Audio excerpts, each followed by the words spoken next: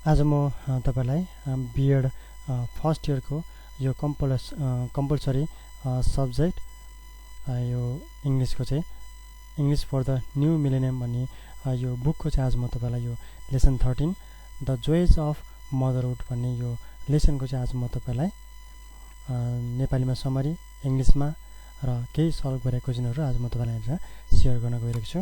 यदि तपाईले यो इङ्ग्लिसको नोट बनाउनु भएको छैन भने तपाईले नोट बनाउन सुरु गर्न सक्नुहुन्छ। मैले तपाईलाई अघिल्लो भिडियोहरुमा मैले तपाईलाई चाहिँ लेसन यो 12 मा चाहिँ मैले तपाईलाई शेयर गरिसकेको छु। तपाईले त्यहाँबाट नोट बनाउन सक्नुहुन्छ। यो चाहिँ लेसन 13 रहेको छ। यो चाहिँ मेन आइडिया यो तपाईले नोट गर्नुस्। म तपाईलाई कुन चाहिँ नोट गर्नुपर्छ, कुन चाहिँ कपी गर्नुपर्छ, कुन चाहिँ कपी गर्नु पर्दैन म तपाईलाई भन्छु। त्यो अनुसार तपाईले चाहिँ यसलाई कपी गर्न सक्नुहुन्छ। मेन आइडिया भनेको छ यसको चाहिँ यो द जोइज अफ मदरहुडको चाहिँ यो मेन आइडिया रहेको छ। यसलाई म पढेर सुनाउने छु।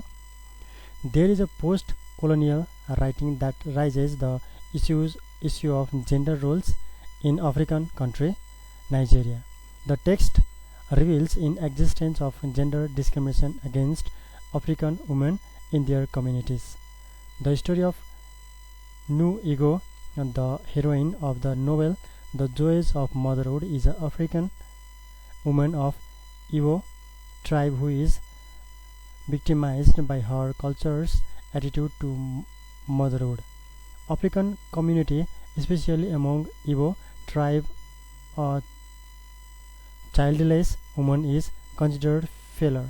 According to tribal belief, committing suicide is a sin. The Nigerians regards that an individual's life belongs to the community, not just to him or her.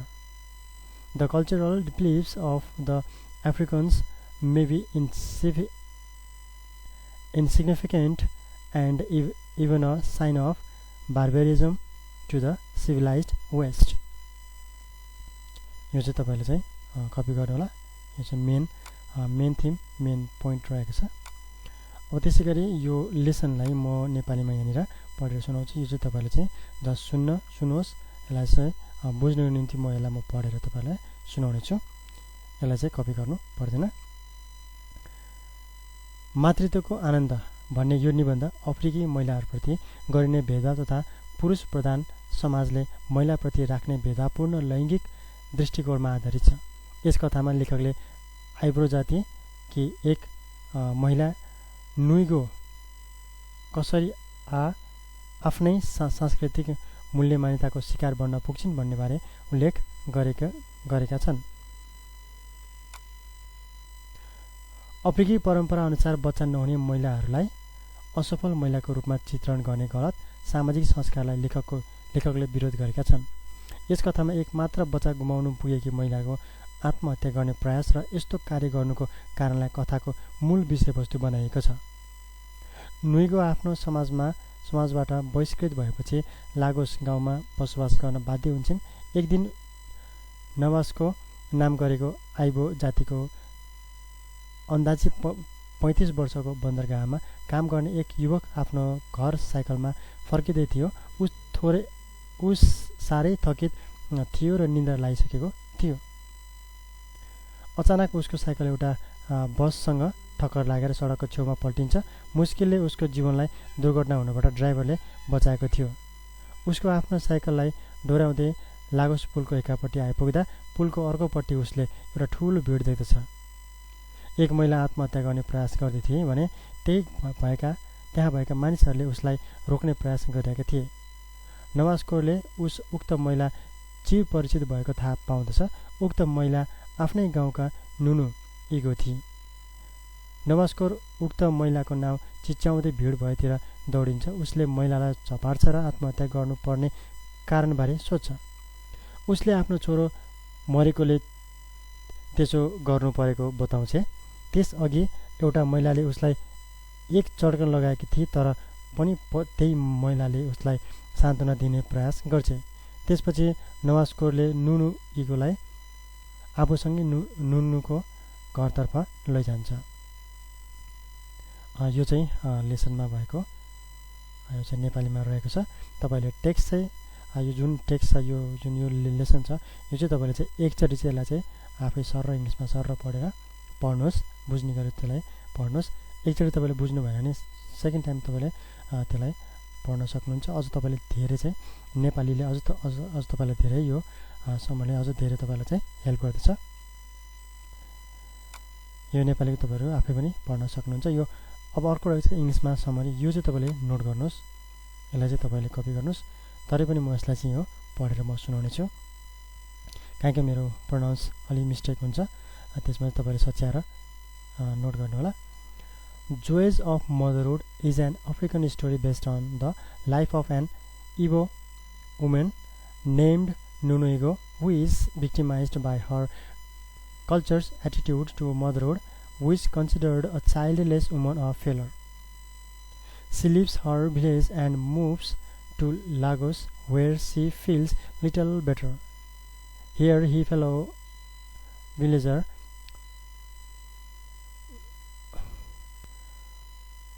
Nuascore comes to save her life just after her newly born child has died and she is thinking of committing suicide. Nuakosor, यो pronounce गर्ने अलिकति गाह्रो word छ। Nuakosor is shocked to see her in her present condition, although she was the daughter of the villager's proud chief Agbadi. The story carefully draws the comparison between city and village culture and values and criticizes the gender role assigned to women in African culture. Nuakosor was a doctor in Lagos for more than 10 years. He belonged to an African tribe called Igbo. Physically, he was a man of medium height who seemed to be between mid-30s or at the age of 40. He had a hard life. After the whole night duty, he was returning on his old bicycle to his home at Ibiut Meta, where he lived with his wife. He was feeling tired and sleepy. It was damp weather. The coconut trees were guarding the city of Lagos. He passed through Lagos Bridge in his bicycle. He did not notice that a bus full of passengers nearly ran over him. The driver swerved the bus dangerously to avoid the possible accident. The driver got angry with him and warned him not to come on his way. It was a Kia bus that ran very fast. They were good vehicles in the area. The passengers on the bus were surprised. Nuakosor apologized and told that he had been working whole night.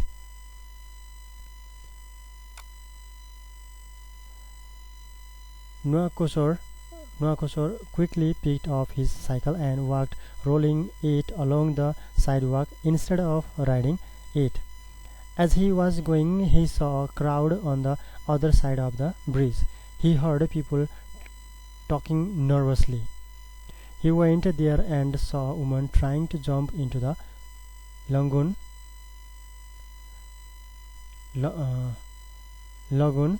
Nobody could stop her climbing the railings. After she had already pushed the first man on the ground, another person tried to stop her from jumping. By then, Nuakosor clearly identified that the woman was Nunu Igbo, who was from his village. He shouted hoarsely, calling her name. Then he left his cycle aside and jumped towards her. They both fell down on the cemented ground. He became very angry and asked why she wanted to kill herself. He even scolded her, but she could not utter a word. At that moment, a woman came and slapped on her cheek. Nunu Ego cried very loudly and said that her son was dead and that she was a failure. Many people told their stories to console to the woman. Everyone understood that she was a great shock. They became sympathetic to her. The woman who slapped her told that Nunu Ego was not barren because she had only just lost the child and so she could have another baby. But for a man, a woman without a child was a failed woman according to African culture. Finally, Noaskor saved her life and led Nunu Ego home safely to her husband, Naifi. In this way, the writer tries to reveal how Igbo women are victimized in African culture. The writer condemns such cultural attitude that considers a childless woman a failure. यो चाहिँ इङ्ग्लिसमा रहेको छ। मैले तपाईलाई सरलाई पढेर सुनाएँ। तपाईले यसलाई नोट गर्नु होला। अब बाँकी रहेको छ यो एक्सरसाइज भोकाबुलरी। यो चाहिँ तपाईले जस्ट पढ्नको निम्ति यो तपाईले पढ्नु होला, बुझ्नु होला।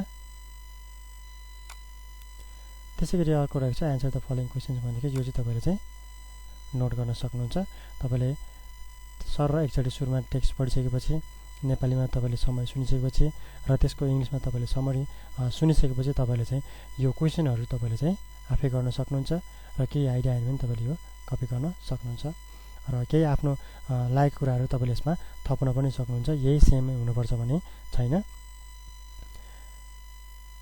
यहाँ ए देखि तपाईले यी समयलाई नोट गर्नुहोस्। यो भिडियोलाई पज गर्दै तपाईले यसलाई नोट गर्नुहोस्। त्यसैगरी एफ र जी तपाईले नोट गर्नुहोस्।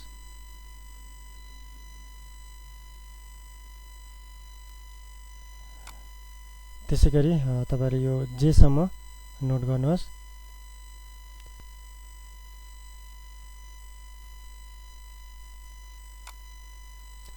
त्यसैगरी तपाईले यो के देखि यो एन सम्म तपाईले नोट गर्न सक्नुहुन्छ।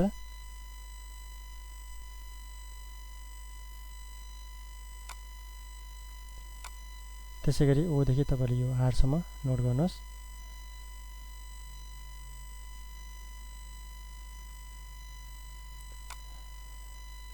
त्यसैगरी तपाईले यो यहाँ यु सम्म नोट गर्न सक्नुहुन्छ। यसको चाहिँ धेरै क्वेशनहरु रहेको छ।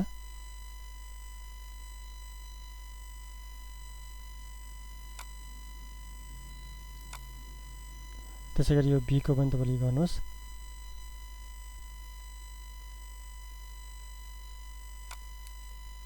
त्यसैगरी यो अब यो राइटिङ रहेको छ। यो राइटिङ पनि इम्पोर्टेन्ट नै क्वेशनहरु रहेको छ। Society has misunderstood our mothers. They need to free themselves from all bondages. Explain. भनेको छ। यो तपाईले सर र एकचोटि पढ्नुहोस्। यहाँसम्म पढ्नुहोस्।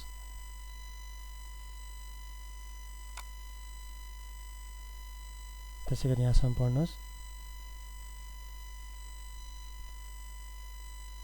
त्यसपछि तपाईले चाहिँ यो नोट गर्न सक्नुहुन्छ। यसलाई यो पनि इम्पोर्टेन्ट क्वेशन रहेको छ। Society has misunderstood our mothers. They need to free themselves from all bondages भनेको छ। एक्सप्लेन भनेको तपाईले यो नोट गर्नुहोस् र कतिपय ठाउँमा तपाईले चाहिँ तपाईलाई आफ्नो मनमा लागेको कुराहरु आफुलाई लाग्ने कुराहरु तपाईले चाहिँ अब यहाँ एड गर्न सक्नुहुन्छ। अरु बाँकी रहेको कुराहरु पनि तपाईले यसमा एड गर्न सक्नुहुन्छ। अर्को यहाँनिर क्वेशन रहेको छ एउटा। Compare a Nepali woman's condition with that of Nunu Ego. यो तपाईले चाहिँ कम्पेयर गर्नुपर्ने छ। यसमा चाहिँ नुनु इगो सँग नेपाली सेम त्यस्तै स्टोरी यो हुन सक्छ धेरै। त्यसलाई यो कम्पेयर गर्ने तपाईले यहाँ देखि यहाँसम्म पहिला सुरु पढ्नुस् अथवा तपाईले यसलाई कपी गर्नुस्। कपी गरेपछि पहिला सुरुमा चाहिँ तपाईले पढ्नुस् यसलाई।